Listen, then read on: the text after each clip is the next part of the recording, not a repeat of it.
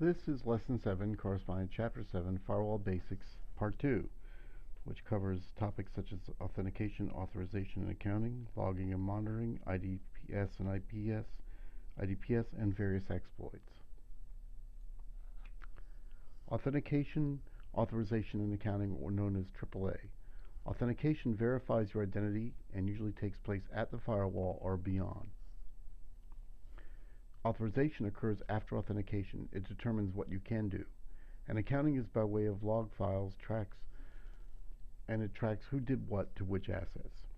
Generally, authentication on or at firewall supports only one or at best a few options. For example, at firewall authentication requires defining credentials on the firewall separately and distinctly from any identity on the network. So most at firewall authentication solutions do not integrate into a network single sign-on system. Consequently, large organizations rarely employ at firewall authentication. When authentication takes place beyond the firewall makes allow or deny decisions based on traffic factors rather than user or host identification factors. In this configuration, the firewall is not involved in the authentication process. An example, the firewall can protect the demilitarized zone, but DMZ firewall doesn't perform at firewall authentication.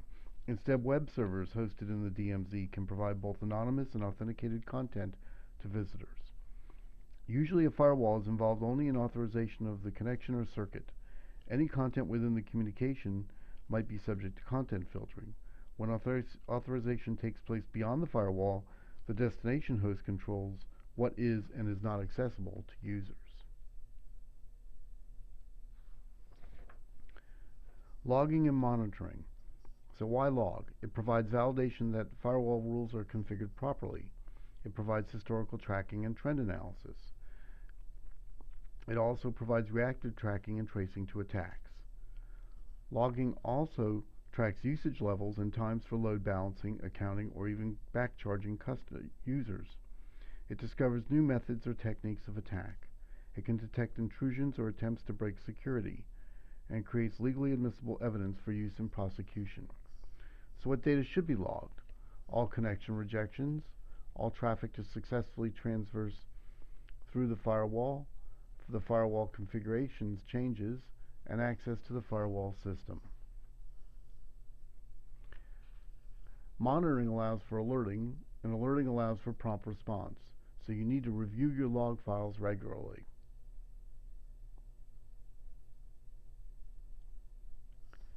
IDS and IPS, or sometimes known as IDPS, intrusion detection systems, intrusion prevention systems, and IDPS is an intrusion detection and prevention system.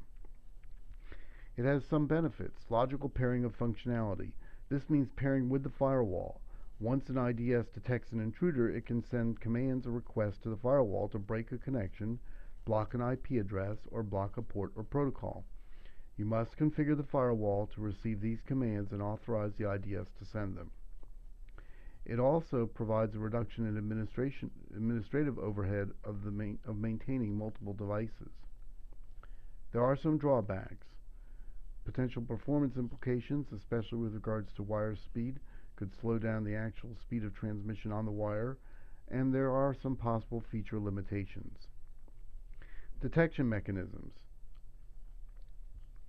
IDSs have several different detection mechanisms, including signature, database, and knowledge-based systems or mechanisms. This method is borrowed from antivirus technology. IDS and IPS will have a database of signatures or patterns of known malicious activity that the attacks are compared against. Anomaly-based detection. Systems look for abnormalities. To do that, first you have to define what normal is. Establish a baseline based on rules or filters and compare to that. Behavioral based. This looks for differences from normal based on recording of real-world traffic that establishes a baseline.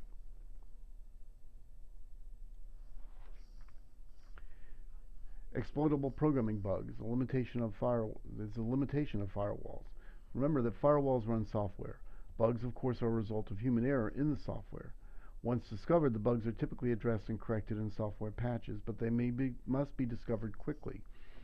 Usually, the vendor will discover these and send out the patches in a prompt fashion, and you must apply the patch as soon as you get it. Buffer overflow. This is an exploit that is a condition where a memory buffer exceeds its capacity and extends its contents into adjacent memory. Typically, it's a result of poor programming. Hackers often use this as an attack against poor programming techniques or poor software quality control. Hackers can inject more data into a memory buffer than it can hold, which may result in additional data overflowing into the next area of memory, and that's known as code injection.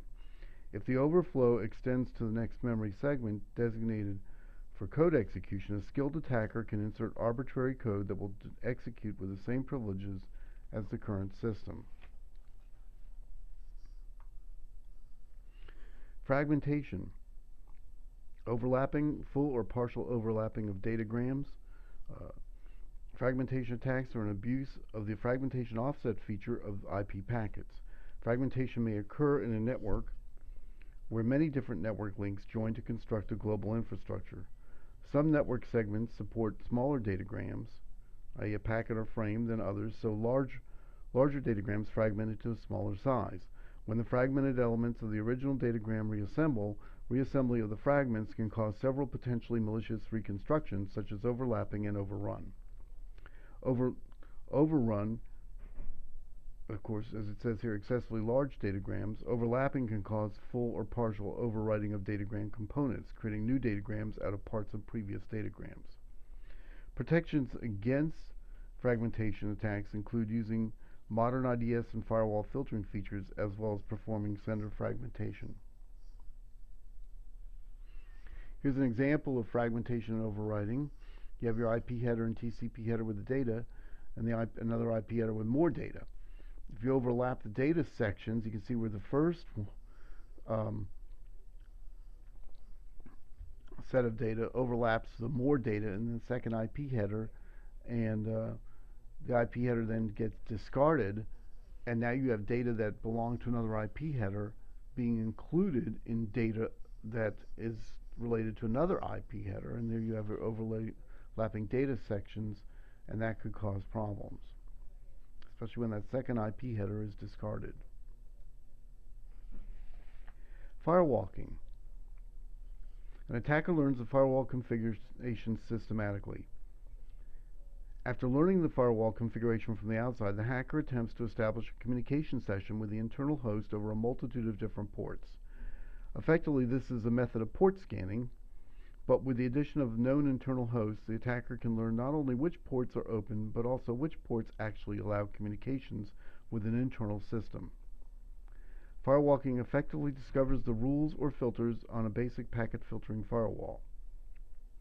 Modern stateful inspection firewalls are usually not as vulnerable to firewalking, as they can detect this mechanistic activity.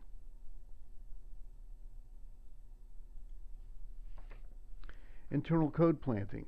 This exploit requires access from inside the network environment. It involves either a hacker or a user placing malicious code onto internal systems. It assumes the firewall has lenient outbound traffic restrictions and results in internally initiated connections connecting to the malicious internet presence. Denial of service, or DOS. It's a flooding attack that overwhelms systems, often causes systems to shut down or system failure, and may manifest as performance problems, for example, a slowdown of traffic. Caching. Caching holds often accessed content in storage or memory on a firewall. Content retrieved from the cache is retrieved from the cache instead of the original source. So this transforms the firewall into a proxy server of sorts. Load balancing distributes the firewall filtering workload across multiple parallel firewalls, as we see in this example, the multiple firewalls, 3 of them between 2 different routers. It provides redundancy and fault tolerance. It also allows for deeper packet inspection while maintaining wire speed performance using parallel distributed firewall processing.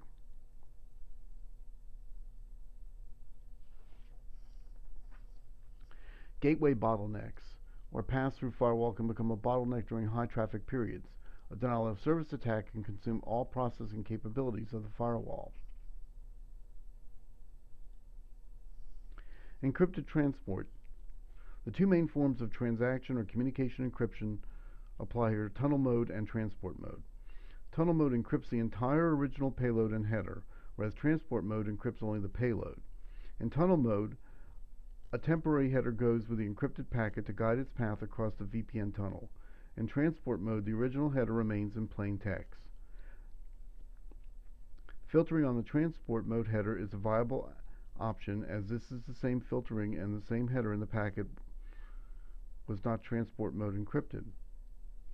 Thus, any header-only filtering rules could still apply to transport mode encrypted communications.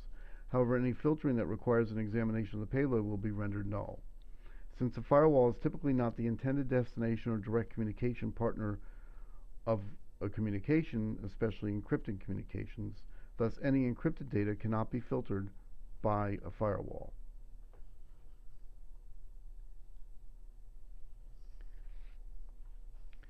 You may choose to support encrypted transport. You may choose to support or allow encryption of specific types over specific protocols or ports, but disallow and prevent encrypted communications elsewhere. Firewall rules of encrypted traffic can range from full allowance to full denial. It may allow encryption over a specific port or only certain users.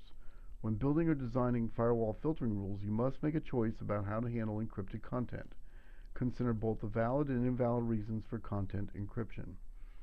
The organization can choose to support or allow encryption of, as it says above, specific types over specific protocols or ports, but disallow and prevent encrypted communications in other places.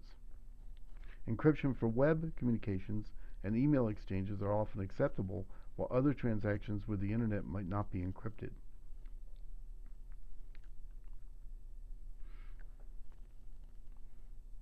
Whether to allow encryption over a specific port but not another, and whether to allow encryption all the time for only certain users or for no one, are common issues your organization needs to address and plan for. An example is to encrypt web communications and email, but do not encrypt other internet communications.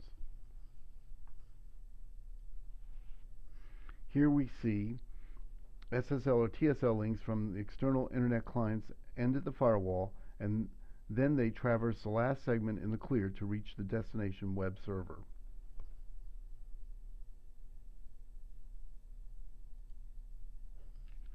Malware scanning. Of course, the benefits of this are scanning for various malware, viruses, trojans, spam, spyware, etc. The drawbacks are the potential of negative impact on performance, especially wire speed performance, memory and of course memory and CPU implications. If you're going to do scanning and you're going to do the reports on the scanning, you're going to need to have more memory, and it's going to require more CPU usage. It requires regular maintenance and update, and the feature set may not be comparable to other dedicated solutions or may not complement current mechanisms. Unified threat management. The benefit here is single device performs firewall filtering, IPS, antivirus scanning, anti-spam filtering, VPN point hosting, content filtering, load balancing, detailed logging, and more. Obviously, if you're going to do all this in one device, the biggest drawback is it can be a single point of failure. In summary, firewall rules and their application. We discussed firewall rules, their application restricting and permitting data transit, the limitations and weaknesses of firewalls and how they introduce vulnerabilities, resolving conflicts between blocked ports and firewall rules, improving firewall performance, and firewall logging and monitoring techniques.